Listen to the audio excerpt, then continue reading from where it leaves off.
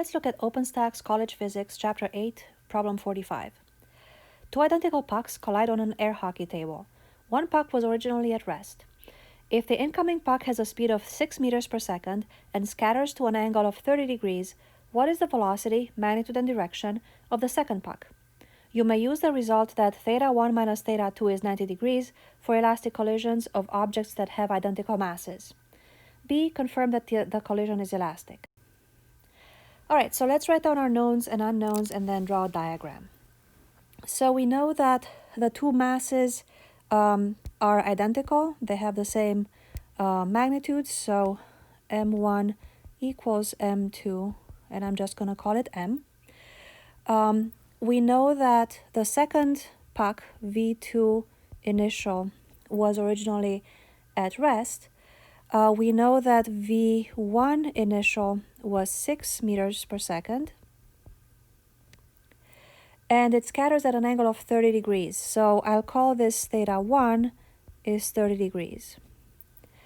Then the problem is telling us that we may use the fact that theta 1 minus theta 2 is 90 degrees, which means that theta 2 is negative 60 degrees. So that means that it's below the axis. And we'll draw that in a little bit to see what I'm talking about.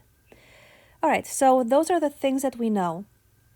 And what we're looking for are the speed of the second puck after the collision. And in part B, we want to check to see if it indeed was an elastic collision. All right, so let's draw the diagram. So let's say that we have a puck that's going to the right. Let me try that again. So this is my x direction. So I have a puck going in this direction. And it strikes a puck that's originally at rest. And they will collide like this here. And after the collision, the first puck will acquire a speed in this direction, and this angle is theta 1, 30 degrees. And the second puck, this one, will have an angle of negative 60 degrees. So that will be my theta 2 is negative 60 degrees or 60 degrees below that x-axis. All right, so since we have a two-dimensional collision, we have to break everything up into components. So before the collision, the only thing that was moving was puck 1. So this was my m1, this is my m2. And then after the collision, both of the pucks were moving in both x and y directions. So if this is my x,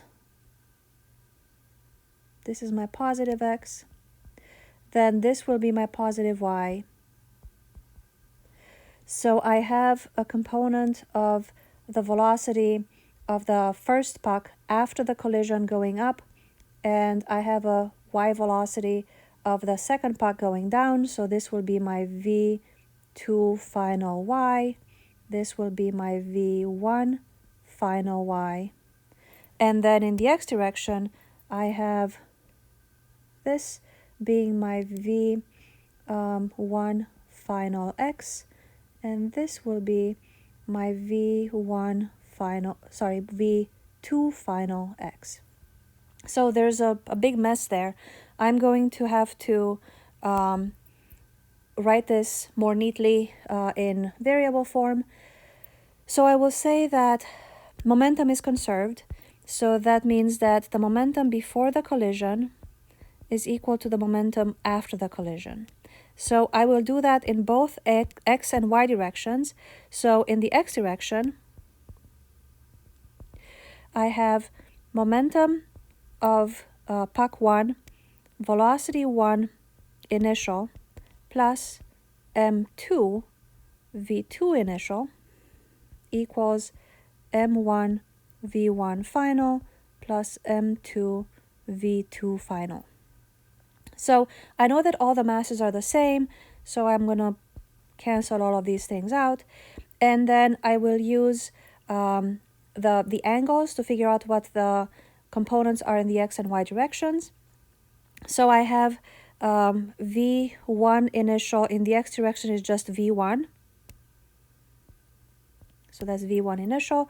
I know that the second puck was initially at rest, so that's equal to v1 final, and I want the x component of that. So if I look at the diagram over here, this is v1 final. It's adjacent to the 30-degree angle, so that makes this v1 final cosine theta. So that is v1 final cosine theta 1, which is 30 degrees. And for the second puck, I want this component, which is v2 final x, and that is adjacent to the 60-degree angle, so this will be also cosine of the angle, so it's v2 final cosine 60. Now in the x direction, in the y direction, sorry, so y direction, before the collision, none of the pucks were moving in the y direction. Everything was happening in the x direction. So before the collision, I have my m1 v1 initial plus m2 v2 initial, and both of these are 0. That's equal to m1 v1 final in the y direction plus m2 v2 final in the y direction. So I've just color-coded it instead of adding more subscripts because that becomes a mess. Then we know that the masses are the same, so I will cancel those out. And what I'm left with is 0 equals v1 final in the y direction, which is v1 final, and that will be sine 30, plus v1 final in the y direction, so that is sine 60, but it's also going down. So the first one was going up in the positive y direction, this one is going down, so I have to use a negative sign here for v2 final. All right, so how about we solve for v1 final in terms of v2 final from here. So I know that v1 final is v2 final sine 60 divided by sine 30.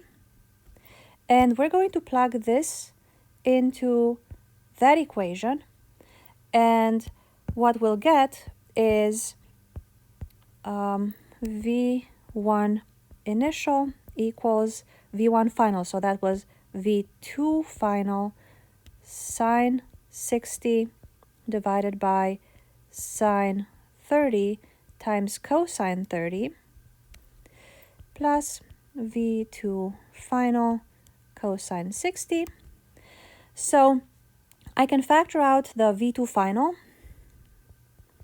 So v2 final then will be v1 initial divided by sine 60 cotangent 30 plus cosine 60.